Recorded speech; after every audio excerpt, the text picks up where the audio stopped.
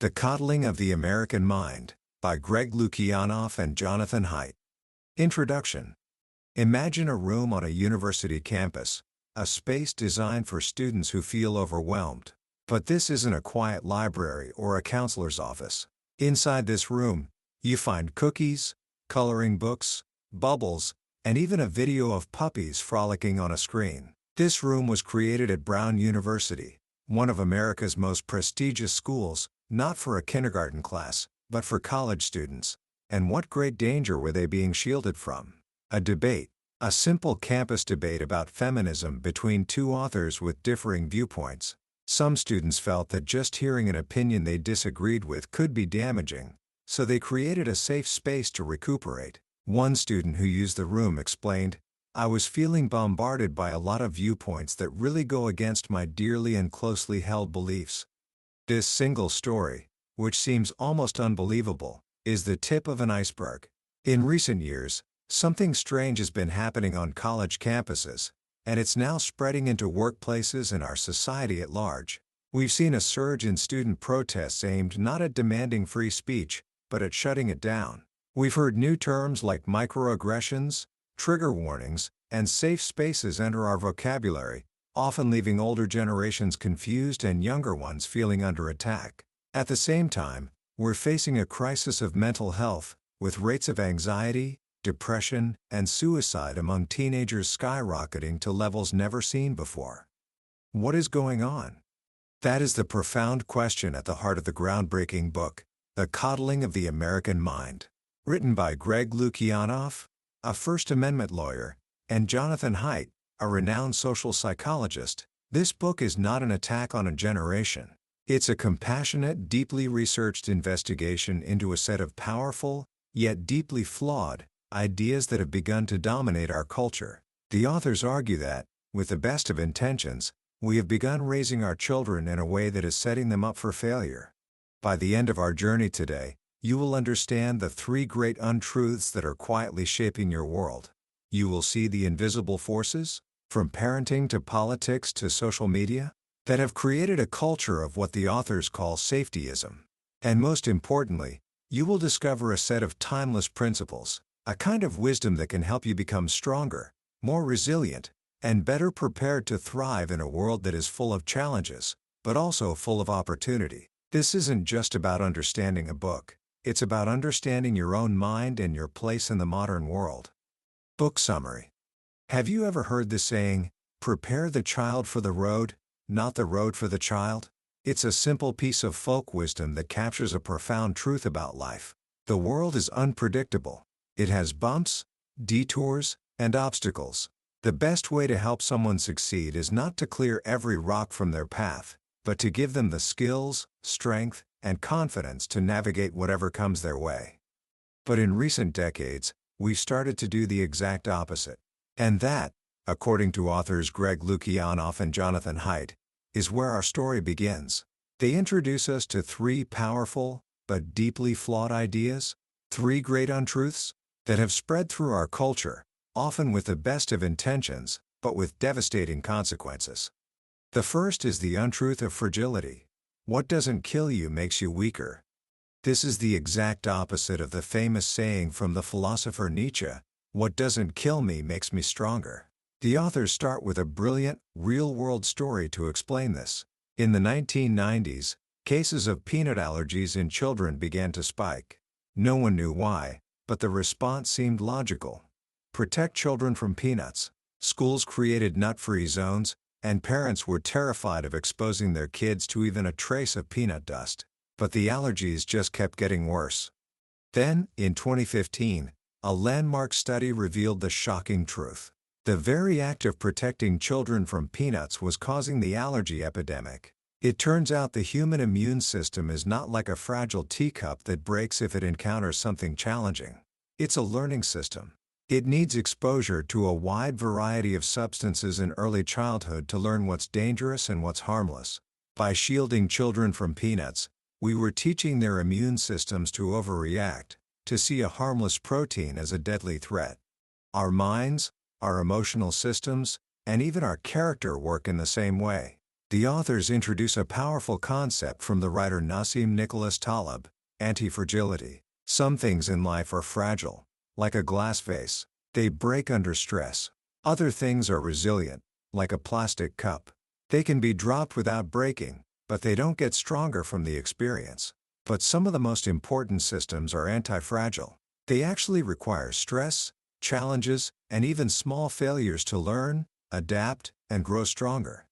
Your bones and muscles are anti-fragile. They weaken without the stress of exercise. And your psyche is anti-fragile too. Taleb uses a wonderful metaphor. Wind extinguishes a candle but energizes a fire.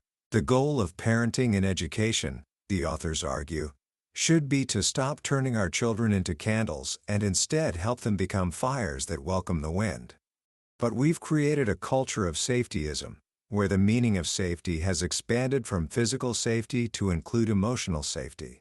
This concept creep means we now treat uncomfortable ideas, offensive words, and challenging experiences as if they are physical dangers from which young people must be protected. This is the thinking that leads to safe spaces with puppy videos for college students facing a debate.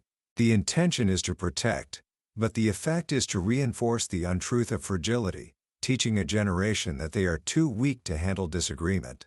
This brings us to the second bad idea: the untruth of emotional reasoning. Always trust your feelings. At first, this might sound like good advice. We're often told to follow our heart or trust our gut.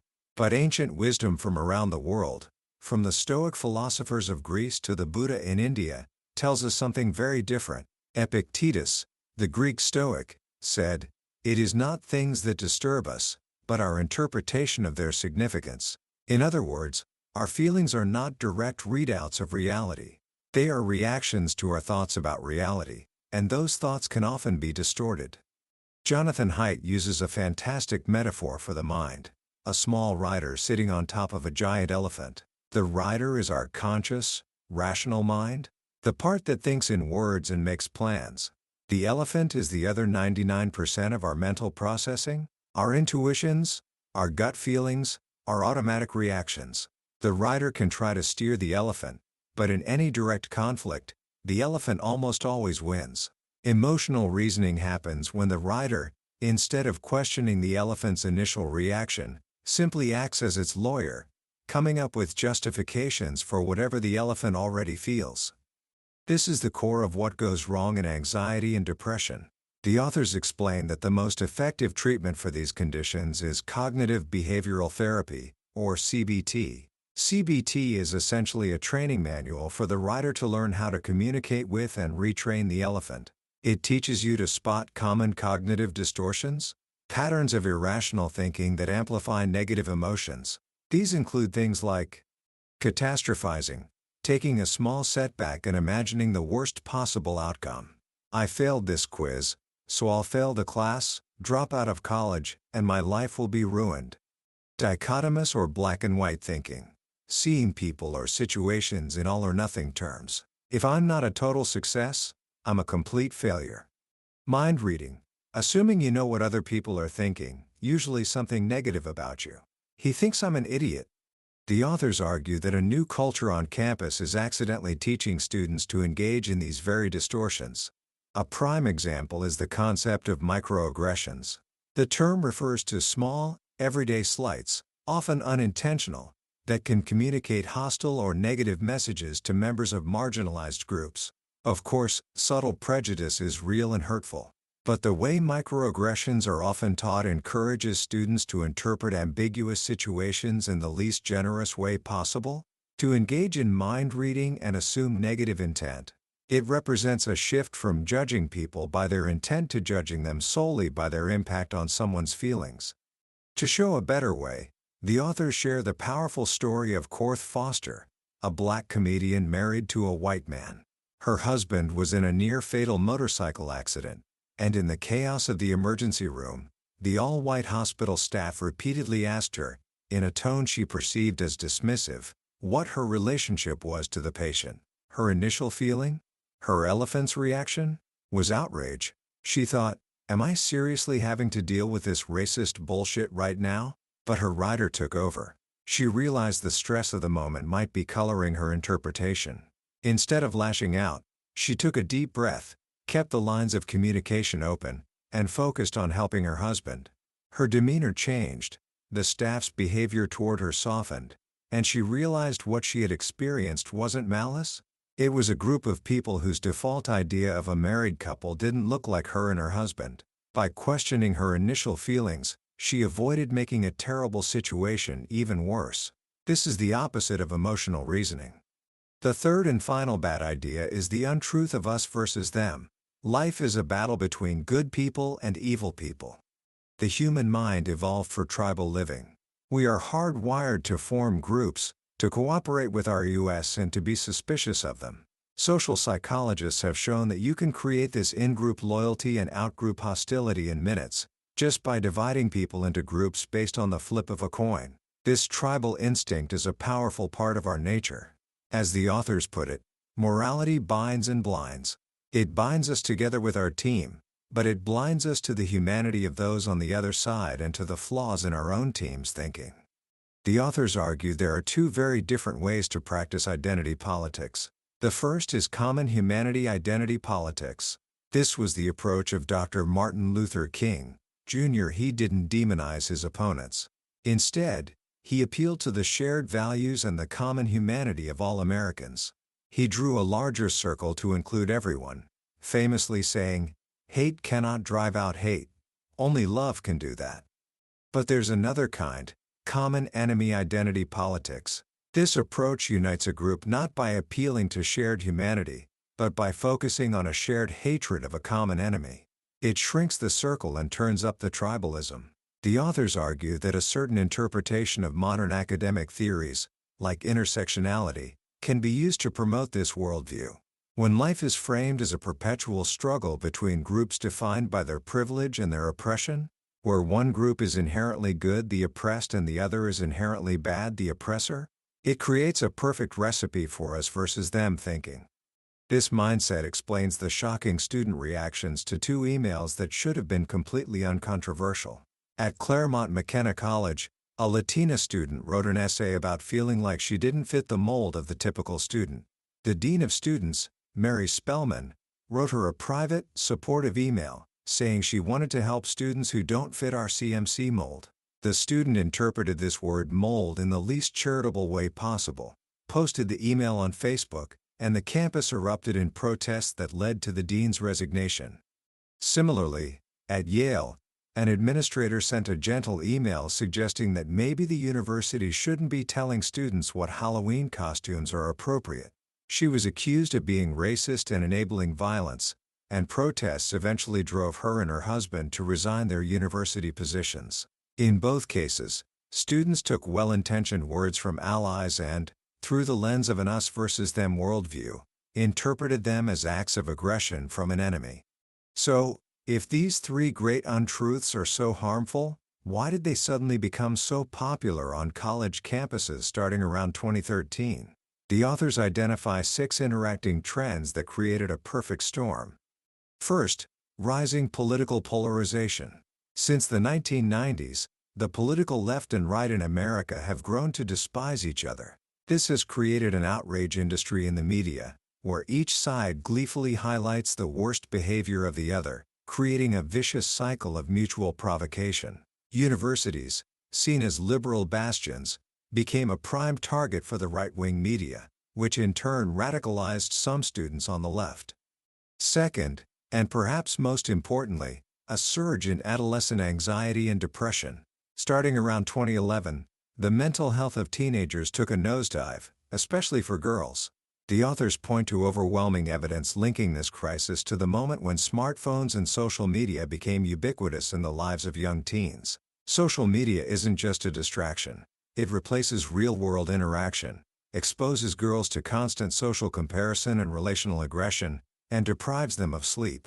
This new generation, which the authors call iGen born after 1995, arrived on campus far more anxious and depressed, and therefore far more receptive to the promises of safetyism.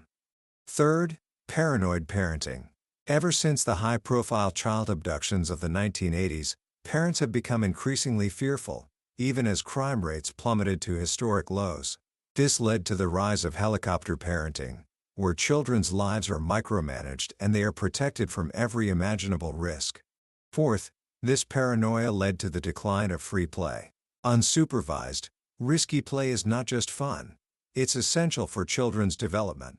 It's how they learn to manage fear, resolve conflicts, and become self-reliant. But IGAN has been largely deprived of this, their time instead filled with structured activities and screen time in the great resume arms race to get into a good college.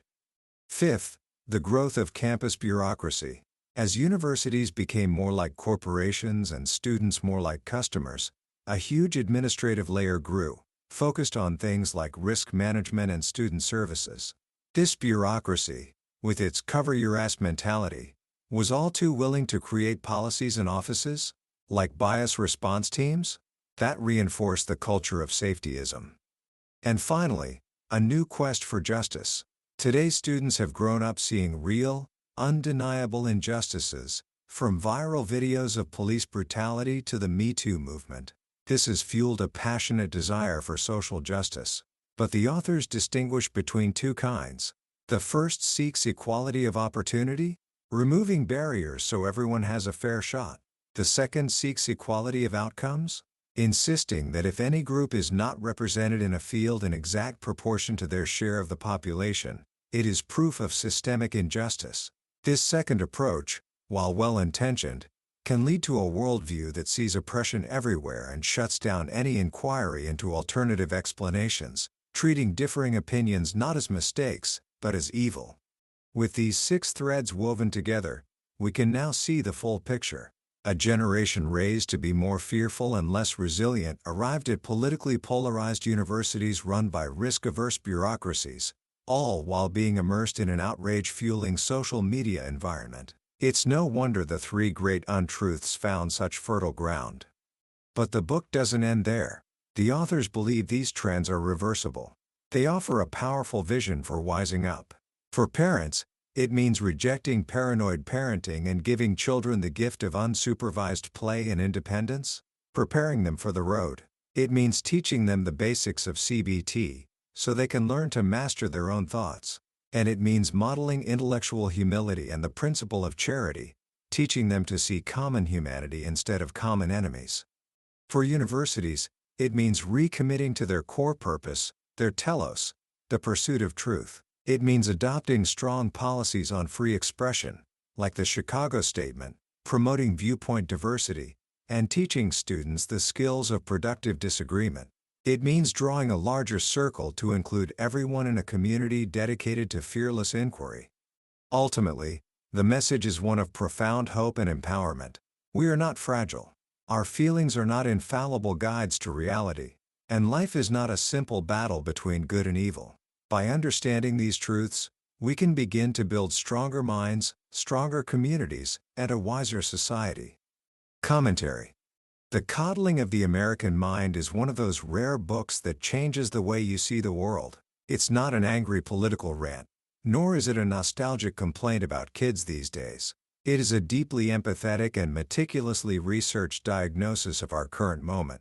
The authors act as wise guides, helping us understand that many of the troubling trends we see, the rising anxiety, the intense political division, the culture of outrage, are not the fault of one generation.